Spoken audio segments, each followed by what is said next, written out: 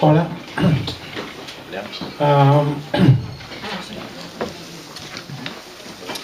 Voy a comenzar por mi historia personal, al revés de lo que me proponía, que es primero dar un marco histórico de lo que fue la Segunda Guerra Mundial. En verdad se habló pero se habla de dos guerras. Una guerra contra el mundo del nazismo y la otra es del nazismo contra los judíos. Pero como sobre el Holocausto, que es el asesinato de millones de judíos durante la Segunda Guerra, lo pueden encontrar en muchos textos. Me voy a referir en algunos puntos nada más sobre el Holocausto. Bueno, primero me presento. Mi nombre es Harry Abilio. Me pueden interrumpir en cualquier momento, levantando la mano, espero verla. Igual pueden preguntar también al final, pero me pueden interrumpir si quieren preguntar algo, ¿no? Y yo nací en Belgrado, ex Yugoslavia, hoy Serbia. ¿Saben dónde queda Yugoslavia? En los Balcanes, ¿no? En 1930, con lo cual tengo 82 años. Y cuando los alemanes, las tropas alemanas, entraron a Yugoslavia en abril de 1941, yo tenía 12 años, 11 años y medio, casi 12, iba creo que el cuarto grado de la escuela primaria. Bueno, cuando entraron los alemanes, a la semana empezaron a aplicar las leyes de Nuremberg, las leyes raciales, con lo cual yo ya no pude ir más a ninguna escuela. Como judío, tenía que llevar una insignia con la estrella de David, lo habrán visto en fotos, etcétera, ¿no? A los 12 años.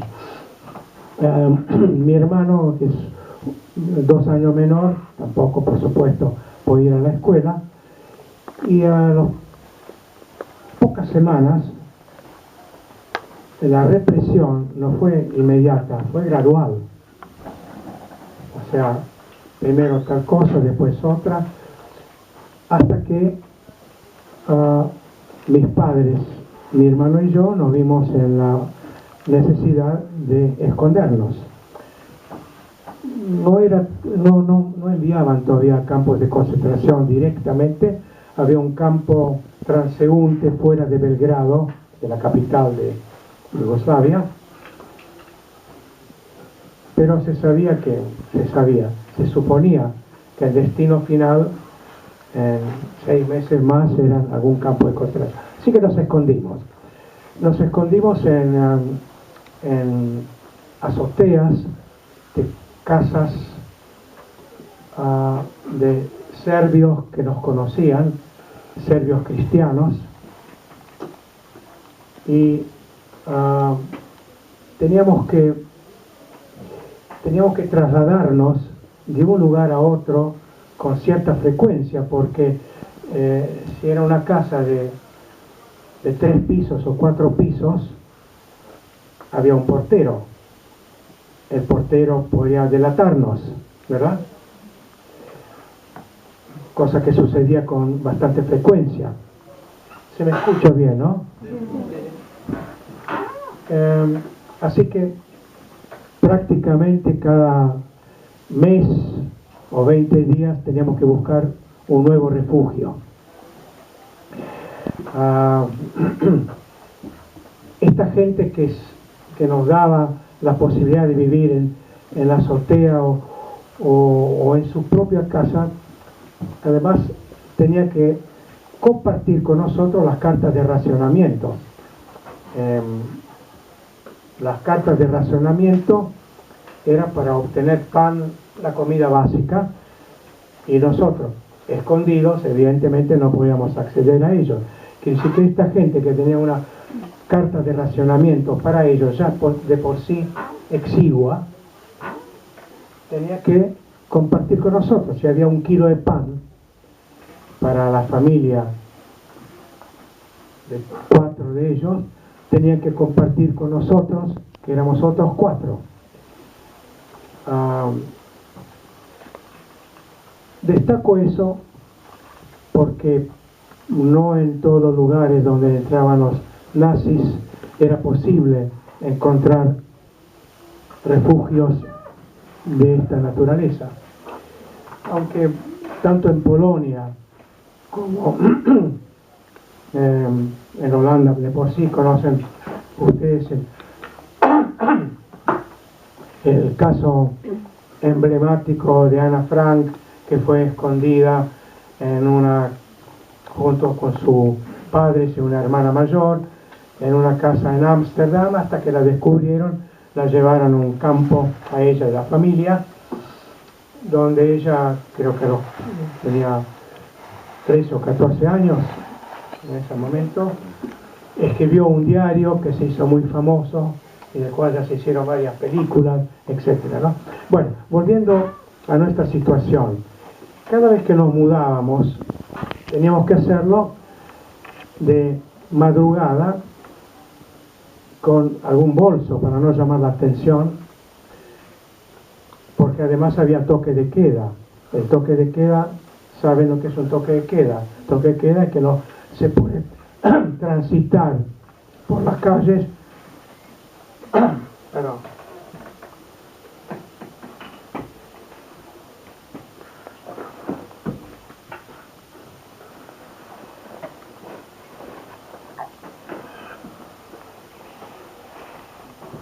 desde 8 de la noche hasta las 6 de la mañana. Bueno, en una de estas que nos movíamos, tratando de evitar las calles principales, y siempre con el aviso previo de dónde íbamos a ir, para que la familia que nos diera ese refugio supiera que íbamos a venir. En una de esas mañanas no pudimos evitar pasar por una plaza, una de las principales plazas de Belgrado, y por supuesto sacándonos la enseña que nos delataba como judíos. Y ahí en la plaza queríamos evitarlo, pero un oficial alemán nos obligó, junto con otros transeúntes, a presenciar el ajusticiamiento de 4 personas jóvenes, por ahí tenían entre 20 y 25 años, supuestamente guerrilleros. Había una chica y 3 varones, y los colgaban del alumbrado público con una banda de música del ejército acompañando ese ajusticiamiento, y estuvimos obligados a presenciarlo. Era la forma de intimidar a la población.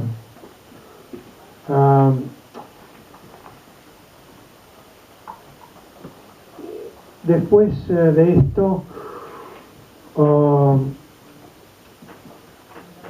en una oportunidad nos detuvieron y nos enviaron a un campo de concentración transeúnte. Transeúnte eran los campos de donde, cerca de la ciudad, por ejemplo París, tenía el velódromo de París, que era un lugar de donde los enviaban a los campos de concentración de Bergen-Belsen, de Auschwitz, de los más Chernitz, etc. Pero primero había un lugar transeúnte. Y de ese lugar transeúnte fuimos rescatados por un alto oficial alemán que había sido empleado de mi padre antes de la guerra. Mi padre tenía empresas de investigación, con lo que lo buscaban a él, no tanto por ser judío, sino porque tenía los archivos donde constaban quién era quién, porque los alemanes venían a una ciudad y lo primero que hacían es contactarse con los Volksdeutsche, que eran los alemanes que vivían desde una o dos generaciones en esa ciudad, para informarse quién eran los dirigentes comunistas, de quién eran los dirigentes de la comunidad judía, de quienes podían presentarles algún problema, etc. Bueno, una vez que fuimos rescatados de este campo milagrosamente,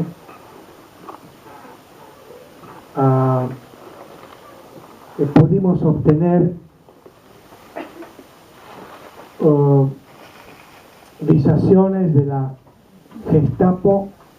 ¿Sabe lo que es alguien conoce lo que era o escucharon hablar de la Gestapo y de la SS? Bueno, era la policía, no era el ejército, era la parte de la policía de la nazi, tanto en Alemania como en los países que ocupaban. Y obtuvimos papeles gracias a este oficial ex empleado de mi padre, que era un alto oficial de la SS, y que mi madre, que era una persona sumamente sólida, entera, pongámosle fría en cuanto a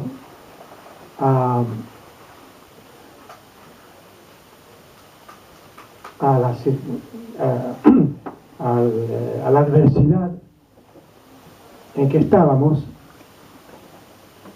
Ella subió, eso me acuerdo como hoy, subió las escalinatas de la sede central de la Gestapo en Belgrado. La podían haber fusilado ahí en el momento. Nosotros, mi hermano y yo, estábamos abajo esperando. La guardia no nos permitió subir. Mi padre, por supuesto, nunca aparecía en esos lugares porque iba a ser inmediatamente arrestado y por ahí fusilado. Y obtuvo esos papeles. Le cuento esa historia personal porque cada sobreviviente del Holocausto cada historia es distinta. Esta es mi historia.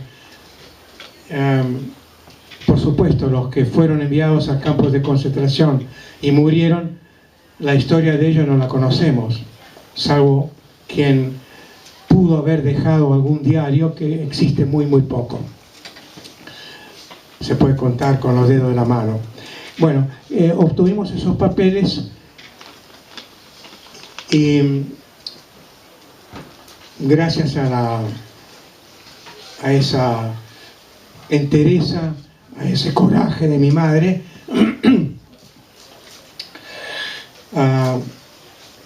en realidad hago una pequeña diversión.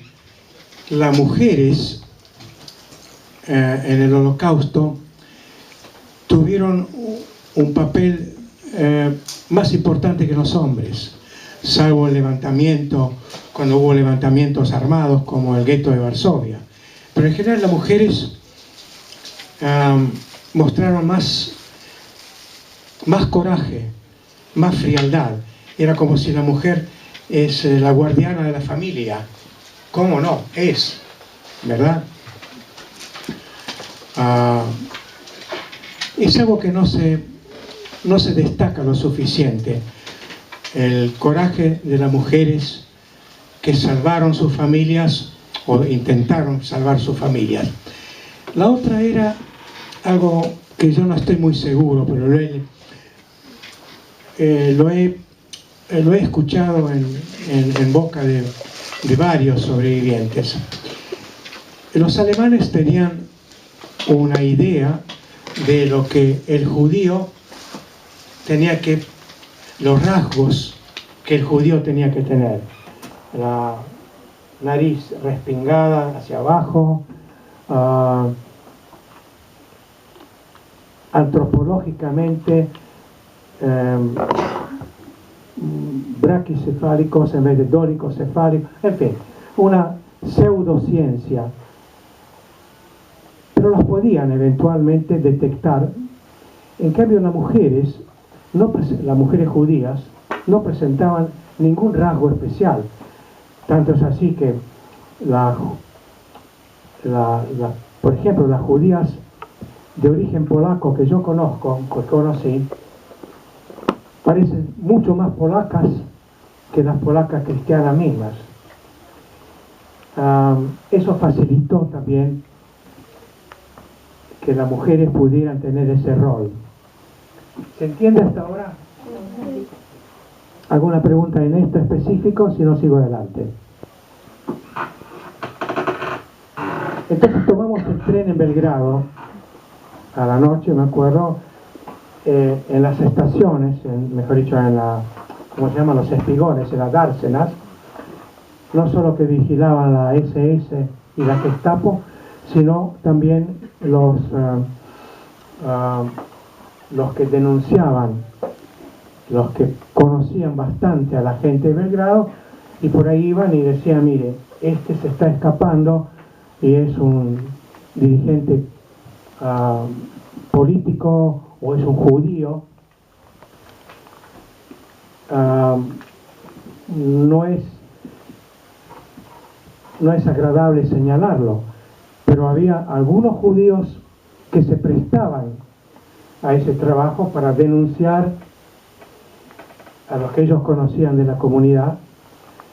Con eso pensaban que iban a salvarse. De hecho, ninguno de esos se salvó. Bueno, nosotros pasamos todos esos exámenes. Yo a los 12 años, es un chico, ¿verdad? Pero no tan chico. Es curioso porque yo todavía tengo, digamos, sentimientos o memorias de todo eso. Mi hermano, que tiene 2 años menos, también tiene toda la memoria, inclusive se acuerda de detalles mejor que yo, pero no tiene, como que no le quedó ninguna secuela traumática. O sea, puede ser que entre 10 y 12 años haya una diferencia importante en cuanto a la percepción, al miedo.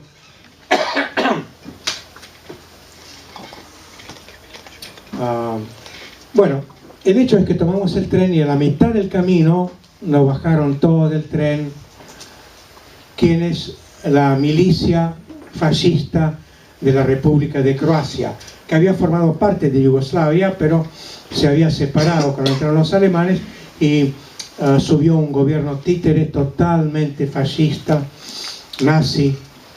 Bueno, nos bajaron del tren. A mi madre alguien la había reconocido, porque mi madre había ido a la universidad en Croacia, y le dijo: usted sabe, señora, que la podríamos fusilar ahora mismo, a usted, a su marido y a los 2 chicos.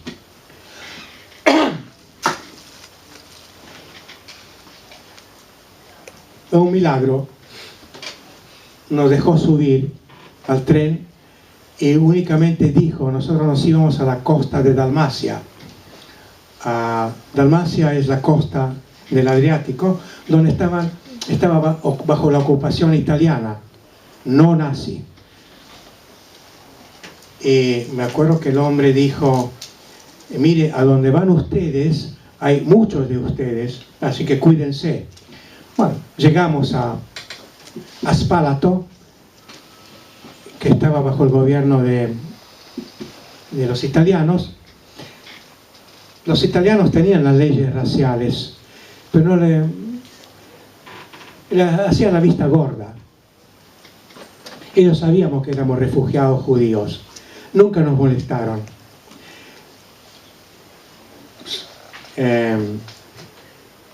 Nunca nos molestaron. Más aún, estuvimos en una casa,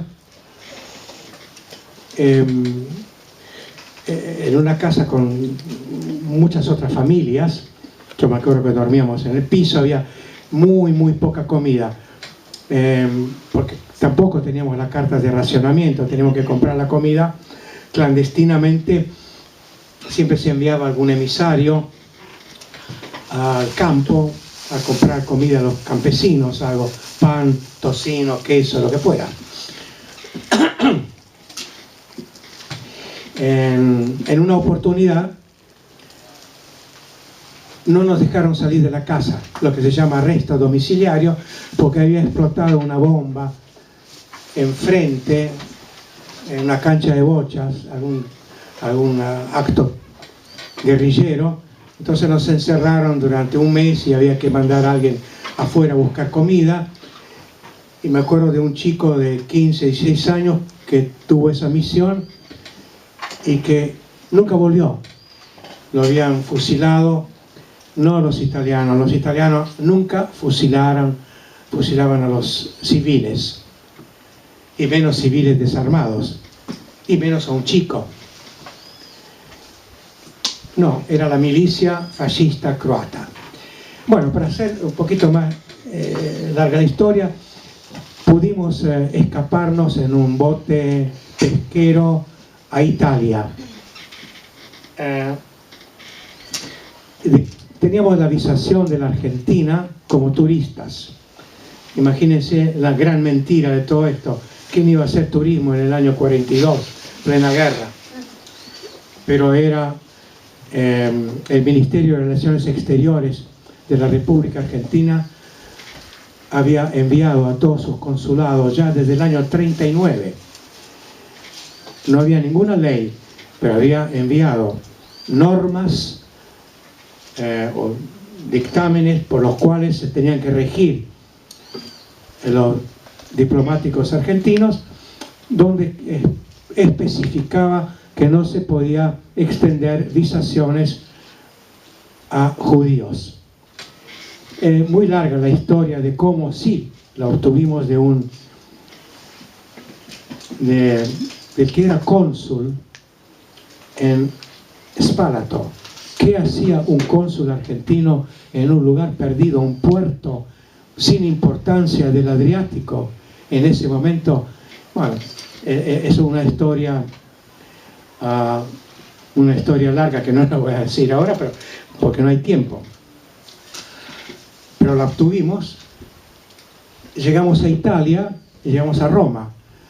Y en Roma tuvimos que ir a la policía a declararnos, porque si no, no podíamos ir a una... Lo primero es que uno cuando llega a una ciudad, especialmente durante la guerra, había que declarar, en la pensión o el hotel había que declarar sus datos a la policía. Y ahí estuvimos mis padres, mi hermano y yo, en la policía. Un salón grande como este, repartido en dos. Uno estaba la Gestapo y la SS, y en la otra estaba la prefectura, que es la policía italiana. La Gestapo y la SS no se metía, salvo que la policía lo llamara, la policía italiana. Entonces estaba el prefecto y estábamos nosotros, y entonces él leía los documentos. Y los documentos decían, mi padre se llamaba Giuseppe Cabilio, nato a Gerusalemme. Mi padre había nacido en Jerusalén, que estaba en el Imperio Otomano todavía, antes de ser mandato británico, después de la Primera Guerra. Padre Isaac, nacido en Jerusalén. Madre Sara, nació. Hijos mi nombre, Harry Isaac, y el otro hermano Saúl. Religione cattolica. El mismo prefecto, policía, dijo, va bene. Si usted lo dice, va bene. Si hubiera entrado alguno de la SS, yo no estaría hoy aquí. Eso eran los italianos. Entonces, ¿qué hicimos en Italia que estábamos clandestinos? Bueno, yo lo que recuerdo es que íbamos a la ópera. No había nada que hacer, yo no podía ir a la escuela. Yo, como 2 años o 3 años, no fui a la escuela en todo ese periplo. Íbamos a la ópera. Bueno, eso me olvidé decir, que nosotros llevábamos dinero. Cuando nos bajaron del tren, mi hermano y yo teníamos el dinero puesto en la suela, entre la suela y los zapatos. Yo lo sabía. Yo no sé si temblaba o no temblaba, yo no me acuerdo de eso, pero que la situación era bastante traumática. En fin, teníamos poco dinero, pero había dinero para ir a la ópera, y lo que me acuerdo es las ruinas romanas. Creo que me aprendí de memoria ya a los 12 años, no solo el Coliseo de Roma, sino también los baños de Caracalla, todo lo que había, pues no había nada que hacer todo el día. Bueno, finalmente logramos tomar un avión. Eso era todo gracias a la astucia, a la suerte, primero suerte, la astucia, la bonomía de mi padre, de mis 2 padres. Mi mamá hablaba el alemán perfectamente porque había sido educada en Viena. Mi padre hablaba bastante bien el italiano. Además hablaba el castellano mi padre, porque como era sefaradí, en su casa paterna se hablaba el ladino, que es el español que los judíos llevaron cuando fueron expulsados de España en 1492. Los llevaron a Ámsterdam. Spinoza, el filósofo Spinoza es uno de ellos, y los llevaron a los Balcanes, y los llevaron a Turquía, a lo que fue Palestina, etc. Hablaba bastante bien un español antiguo, lo que todavía hoy se habla en algunos lugares de Turquía. Yo cuando estuve en Esmirna, que es la segunda ciudad de Turquía, hace unos años atrás, me sorprendió que en el mercado, cuando yo hablaba con mi hija en castellano, me hablaban en ladino. Bueno, en fin, tomamos un avión a Barcelona.